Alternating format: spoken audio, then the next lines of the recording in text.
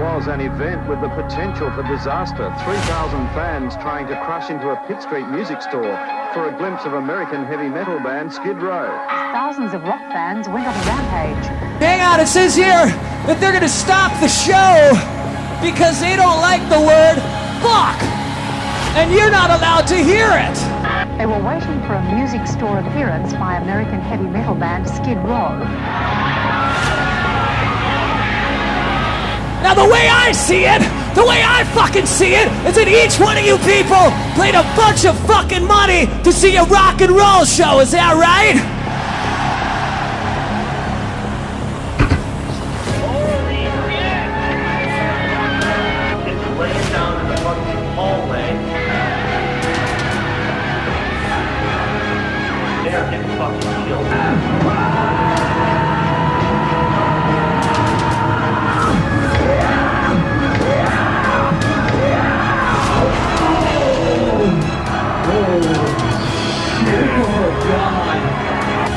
We wouldn't want to offend anybody, but I just think that it's time to say to these people, get the fuck out, man. What do you want to say? What? Hey there. In this video we're going to be focusing on Slave to the Grind, Besides Ourselves and Subhuman Race, to get to the bottom of why Skid Row, one of the biggest bands on the planet, fell to the bottom of the pile. So sit back and relax, because I got a lot to unpack here. If you look at rock bands in the late 80s to early 90s, they all fit somewhere on a spectrum like this. Some bands like Poison or Megadeth fit perfectly into their respective brackets, but others like Skid Row take inspiration from more than just one genre, and end up not quite fitting the mould of a typical cookie cutter band. In my opinion, Skid Row on their first album were hard rock with elements of glam metal in both their image and in their sound. Songs like Can't Stand the Heartache, Here I Am and Youth Gone Wild all have those come together type backing vocals that are trademarks of the glam metal sound, you know, the woes, yes and hays, spelling shit or saying a certain phrase together. Skid Row's backing vocals are blended perfectly together with hard rock, leaving them about here on the spectrum.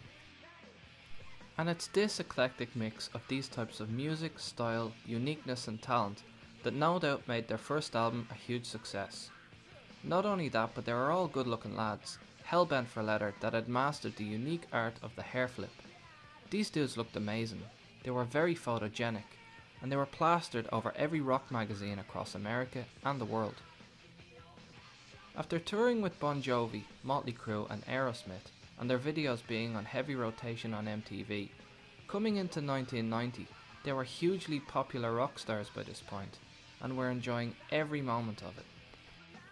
The band was kept busy enough doing interviews on MTV and in rock magazines, presenting awards to other bands at award shows, and performing with Guns N' Roses and Metallica just for the fun of it. That concert is well worth the watch actually. Sebastian performs You're Crazy, For Whom the Bell Tolls and Whiplash, and Axl performs Piece of Me and a Nazareth song with Bach. It ends up being a mishmash of hit and misses because they don't completely know all the parts to the songs. Their little mistakes here and there are really endearing moments, but they pull it off.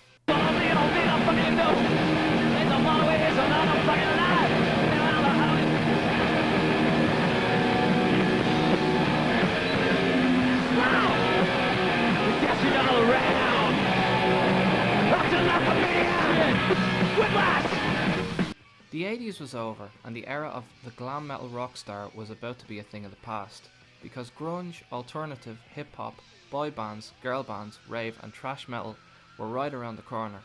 Times were changing. Skid Row had always been a heavier band live than their first album represents, and if Skid Row were going to be successful again and stay relevant, they had to prove on an album what they sounded like live. They had to break the hair metal formula and become a completely hard rock band. They had to hit harder if they didn't want to get lumped in with a genre that was unfortunately on its way out. And so the boys went into the studio in 1990 to begin work on their follow-up album, Slave to the Grind. For 1991's Slave to the Grind album, Michael Wagner was hired to produce it. The album was created at New River Studios in Florida. Skid Row took time to modify their sound as a band, and you could hear it on the Slave to the Grind demos. The demo for Psycho Love in particular sounds like a weird merging of the two albums.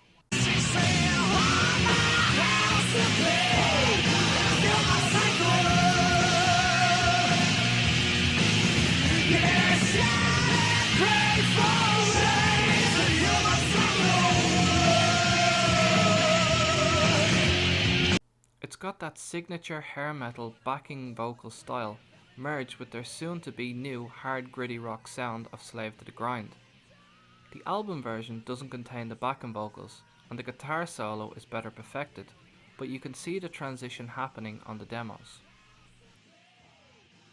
Skid Row worked their asses off to perfect their new sound. A lot of effort went into finding the perfect amps, and it shows on tracks like In a Darkened Room and Living on a Chain Gang. The band is tighter than before. Sebastian pushed himself beyond his vocal limits, even blowing out and temporarily losing his voice to give us his best. The speech level singing of 18 in Life or I Remember You is impressive, but Sebastian was now roaring from his diaphragm, literally giving us every bit of vocal power he had for this album.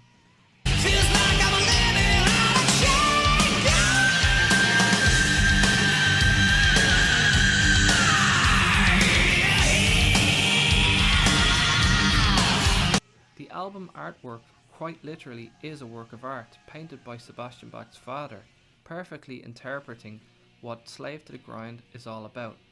The real painting is a huge wall-sized canvas. Slave to the Grind was going to blow the first Skid Row album out of the water in every way possible. Up until 1991, number one chart positions were literally bartered by labels until a new technology came in called SoundScan. SoundScan is basically a data collector for the music industry. It counts every time an album is bought in a shop, then the data is collected and sent back to the people who are in charge of chart positions on Billboard, and it is still in use today under the name MRC Data. It was installed in music shops all over the country just before Slave to the Grind hit, so the numbers were going to be an accurate and honest charting for Skid Row's new release, with no one to slip anyone a brown envelope full of cash this time. Slave to the Grind debuted at number 1 on the charts on June 11th, 1991, selling 134,000 copies in its opening week. Number fucking 1. They knocked Paula Abdul off the number 1 spot and were ahead of artists like NWA and Garrett Brooks. Skid Row was the first hard rock band ever to debut at number 1 on the Billboard charts with no trickery. Slave to the Grind blew open the floodgates for Skid Row. During this era, they toured with Guns N' Roses on the Use Your Illusion tour. They would take Pantera out on their first ever arena tour. Sebastian, along with many other artists of the time, would lend his voice to Lenny Kravitz, Yoko Ono and John Lennon's version of Give Peace a Chance in response to Iraq invading Kuwait. They played the Monsters of Rock in Donington, only second to Iron Maiden on the bill, and they were truly a hard act to follow on that show. They performed with Rob Halford of Judas Priest, and they got to perform and take part in a skit on Saturday Night Live with Kiefer Sutherland and Adam Sandler. A huge deal at the time for any artist, even now. Skid Row could have picked any song to release for a video, and it would have been the right move, because every song on that album was great. What we got was Monkey Business, Slave to the Grind, In a Darkened Room, Psycho Love, and Quicksand Jesus. They were released over the course of 2 years. They're all really good videos. Psycho Love is a 3D video. Slave to the Grind has special effects. Monkey Business is shot in black and white and has a monkey. Quicksand Jesus is a mix of live shots and symbolic scenes, and In a Darkened Room is all live shots. The song Monkey Business was wanted for the Terminator 2 soundtrack, but for some reason Skid Row decided to turn down one of the biggest blockbusters of the decade, and so the slot went to GNR with their song You Could Be Mine. The year after Slave to the Grind was released, Skid Row went into the studio again and recorded an EP called Besides Ourselves. This was a covers EP. They covered Little Wing by Jimi Hendrix, Come On and Love Me by Kiss, Psychotherapy by the Ramones, What You're Doing by Rush, and a live version of Delivering the Goods featuring Rob Halford of Judas Priest. The cover of Little Wing is amazing, and it shows Sebastian doing what he does best. Great vocals, and a cool video of the band in rehearsal space just rocking out. Sebastian takes a back seat for Psychotherapy as Rachel Bolan takes over singing duties.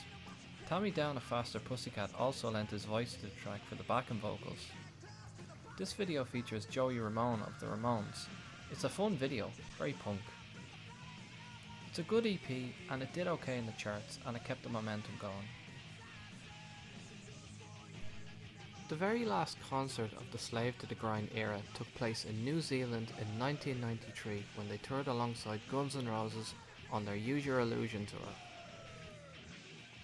Despite the takeover of grunge, hip-hop, boy bands, girl bands and alternative music, while most rock bands from the 80s were on their way down, Skid Row had managed to stay a top-tier band.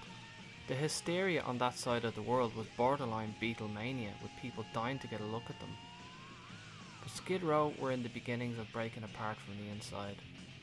The band was growing tired of Sebastian's antics, and I think a certain element of jealousy towards Sebastian for all the attention he received may have played its part in their distance. During 1992, Sebastian travelled on his own bus, separate from the rest of the guys in Skid Row. Skid Row would take a nearly 2-year-long break before going back into the studio in 1994 to work on Subhuman Race. Despite touring for 2.5 years on the Slave to the Grind tour, Skid Row didn't make millions of dollars. In fact, quite the opposite. They got screwed over. Everyone in management got a big cut of the money and they got buttons, basically. By 1994, the musical landscape had completely changed, and I think in an effort to survive, Skid Row decided that Subhuman Race was going to be an alternative album that the new age of grunge and alternative fans could get into. And I think in an effort to disassociate themselves with any dying genres such as hard rock and glam, ditched their leather and cowboy boots for regular clothes. Or maybe they genuinely wanted to try something new and had grown past that phase in their life. I mean, after all, they are artists, and artists usually are inspired by what's going on around them. But I believe it was for survival. All the changes that Skid Row made to their sound and image, believe it or not, paid off. Subhuman Race was praised by critics, and the album had varying degrees of success around the world. It was by no means a #1, but it did well enough, and one of the tracks made it into a film called The Prophecy, starring Christopher Walken. Sebastian's vocals in this era had changed. In place of his higher register, he had this raspy, gravelly type growl when he went to sing high this time, because he was roaring from his throat in an attempt to have a more alternative sound to his voice, or so he claims. In his book, he claims that he felt embarrassed to sing high and correctly with everything that was going on around him musically at the time, which maybe I can buy into, as it suits the tone and songs of the Subhuman Race album. But honestly, I think his pipes were just spent by that point, because live he couldn't switch styles and sing 18 and Life and You've Gone Wild the way they should be sang.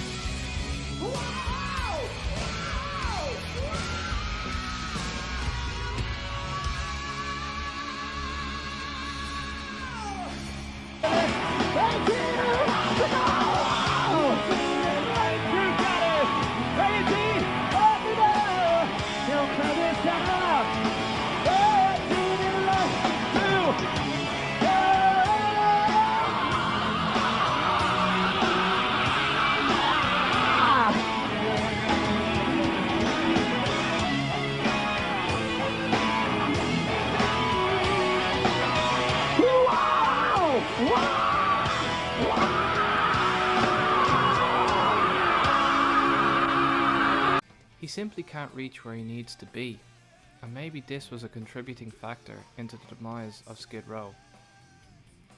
Subhuman Race is a brilliant album. I hated it at first because it was nothing like Slave to the Grind.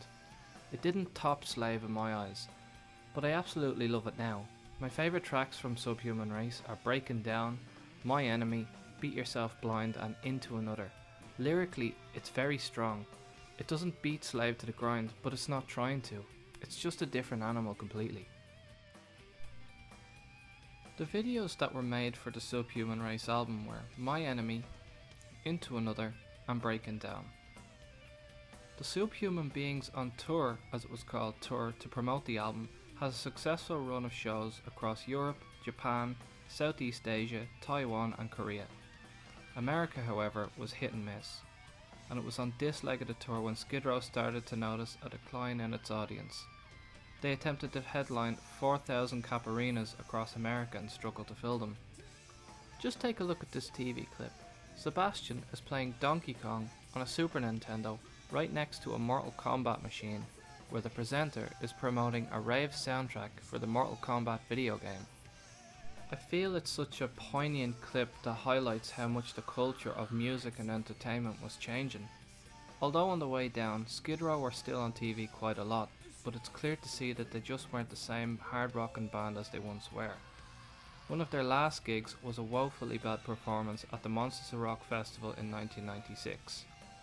Skid Row were on the bill with a bunch of heavy thrash metal acts performing to an audience that didn't care much to see them.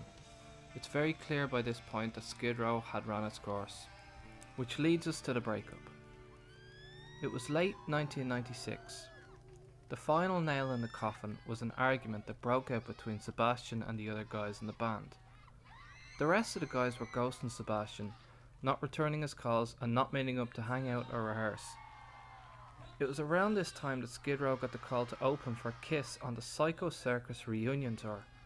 During this downtime, Rachel Bolan had put together a punk group and was working with them and decided to turn down the offer to open for Kiss. Enraged, Sebastian left a nasty message on Snake's answering machine, and just like that, he was out of the band. And this is where I'm going to leave this video.